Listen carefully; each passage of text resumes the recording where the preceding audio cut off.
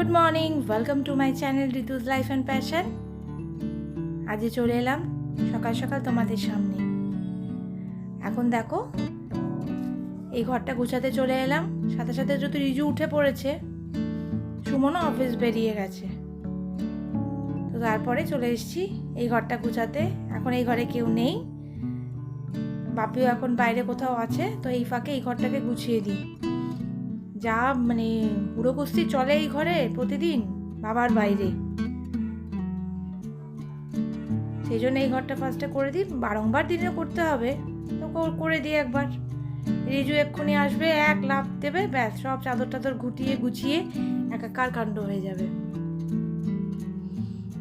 আর কোথা থেকে যে ধুলো আসে এত, বাবারে বাবা, যতই ঝাড়ু বিছানা পত্র সব ধুলোয় ধুলোময় হয়ে যায়।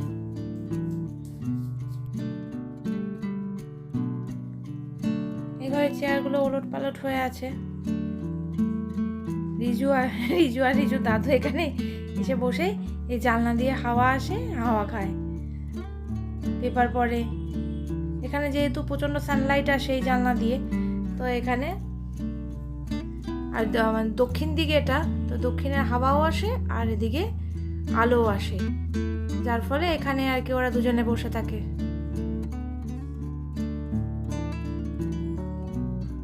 প্রতিদিন ড্রয়িং রুমটা এখন নোংরা হচ্ছে, তার কারণ আমাদের রিজু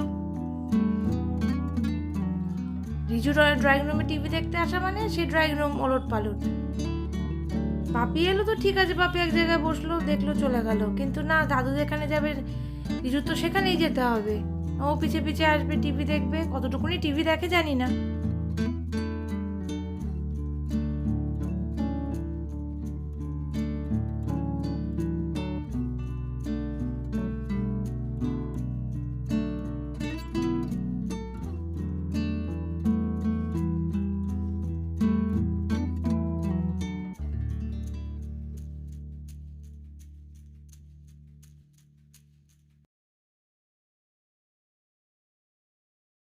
এখানে একটু এঁচড় রান্না করে নিলাম বিকেলে রাত্রের জন্য। এঁচড় সকালটা তো হয়ে গেছিলো, এবারে রান্না করে গ্যাসটা সব পরিষ্কার করে নেবো। রিজু তো ঘুমিয়ে পড়েছে, ওকে বিকেলে খাইয়ে দাইয়ে দিয়েছি, আমারও বিকেলে খাওয়া দাওয়া সব হয়ে গেছে, ওকে ঘুম পাড়িয়ে দিয়েছি। এবারে আমি বাকি কাজটুকুনি এখানে করে নিই, আমাদের তো হয়ে গেছে। রান্নাঘরটা পরিষ্কার করে নিই, পরিষ্কার করে নিয়ে তারপরে রিজুকে ঘুম থেকে আস্তে আস্তে তুলবো। চলো, দেখো চালের ড্রামে চালটা ভরে নিলাম। চালটা আনা ছিল, চালের ড্রামে চালটা ভরে নিয়ে এবারে এটাকে দেখছি, আর চালের ড্রামে যেখানে রাখা থাকে আলমারিটাও বেশ নোংরা হয়ে গেছে, তো ওইটাকেও একবারে পরিষ্কার করে নিলাম, কারণ রোজ রোজ তো এই ড্রাম বের করে আর পরিষ্কার করা হয় না, তো সেই জন্য ধুলো পড়ে গেছে। তো সেগুলোকে এখন পরিষ্কার করে এই চালের ড্রাম দুটোকে তুলে জায়গায় গুছিয়ে রেখে দেবো।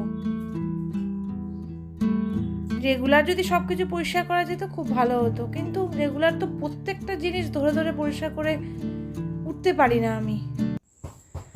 রান্নাঘর সব পরিষ্কার টরিষ্কার করে চলে এসেছি। এক প্রস্তুত তো হলো, আবার যাই না, আবার ডিনারের পর আরেক প্রস্তুত পরিষ্কার করতে হবে। এই আছে, সকালে রান্না করার পর এক প্রস্ত, বিকেলে রান্না করার পর এক প্রস্ত, খাওয়া দাওয়া কমপ্লিট হওয়ার পর এক প্রস্ত, এই চলে। তাও টুকটাক আসলে যে কোথা থেকে আসে আমি জানি না, এসেই যায়। রেগুলার স্প্রে করা হয়, ক্লিন করা হয়, সব কিছু করার পরে। এই যে কিছু বলবে, আসলে তো দৌড়ে দৌড়ে। তাহলে এখন রিজুর সাথে আমি খেলছি, তারপরে তো ডিনার করতে হবে। চলো,